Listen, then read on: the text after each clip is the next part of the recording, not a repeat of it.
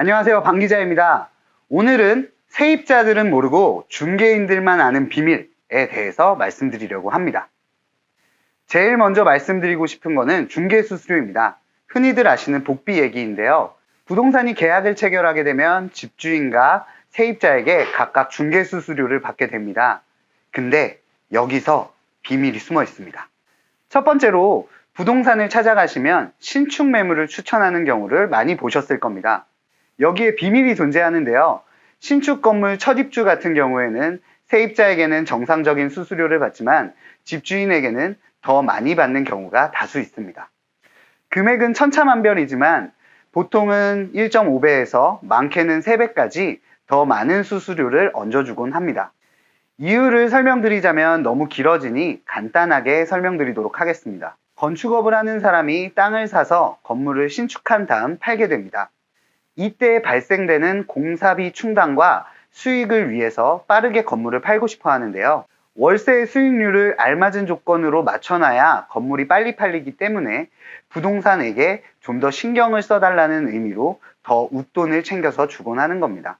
그렇기 때문에 중개인들은 더 돈을 많이 벌 수 있는 신축을 강조하거나 더 추천드리곤 하는 겁니다. 과도한 추천으로 미심쩍게 느껴지실 수 있겠지만 건물에 문제가 있다거나 하자가 있는 건 아니니 안심하셔도 됩니다.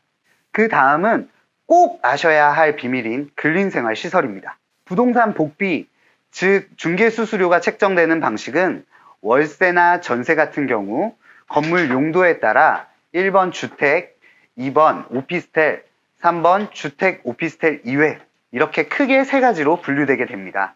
이 3종류의 수수료가 책정되는 요율표는 각각 다르게 되어 있습니다. 이 말은 뭐냐면 건물 용도에 따라 부동산에 내는 복비가 다르다는 얘기입니다.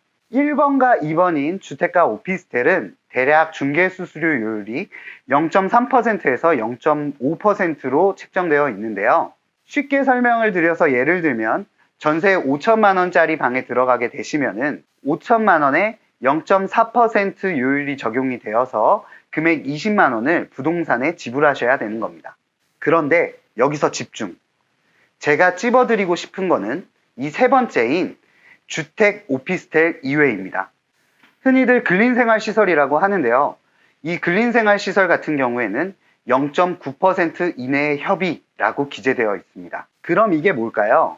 쉽게 설명드리면은 상가 건물을 원룸과 투룸, 즉 실제 용도를 주택으로 개조한 경우입니다. 임대인의 입장에서는 건물의 용도를 주택이 아닌 근린생활시설로 할 경우 월세의 수익률을 더 높일 수 있는, 한마디로 돈을 더 벌 수 있기 때문입니다. 그래서 방을 찾다 보면은 굉장히 많은 근린생활시설 건물을 찾아보실 수 있습니다. 아까 예를 들었던 전세 5천만 원이라고 가정하고 0.9% 수수료로 책정하면 45만 원이라는 금액이 나오겠죠. 이 경우에 임차인 분들은 굉장히 많이 놀라시고 불편하실 수밖에 없는 현실입니다. 그렇다고 해서 부동산이 0.9%의 수수료를 받는 게 위법이라거나 불법 행위는 아닙니다. 정확히 국토부에 명시되어 있고 국토부의 유권 해석 또한 용도가 실제 사용이 아닌 공부상 용도로 구분해서 중개수수료를 산정하여야 한다고 가르치고 있기 때문에 위법 행위는 아닙니다. 그러니 계약 시에 부동산에 꼭 전화해서 계약금을 넣기 전에 건축물 대장상의 용도를 꼭 확인하시길 바라겠습니다. 그리고 부동산과 중개수수료에 대한 금액을 협의 후에 꼭 계약을 진행하시길 바라겠습니다. 아무것도 모르면 0.9%인 수수료를 다 내실 수도 있는 겁니다. 자, 여러분들은 이런 비밀 알고 계셨나요? 세입자들은 모르고 중개인들만 아는 비밀, 중개수수료에 대해서 말씀드렸습니다. 방 기자는 다음에 또 다른 비밀을 들고 찾아오겠습니다. 또 궁금하신 점 댓글이나 메시지 주시면 친절히 알려드리도록 하겠습니다. 감사합니다.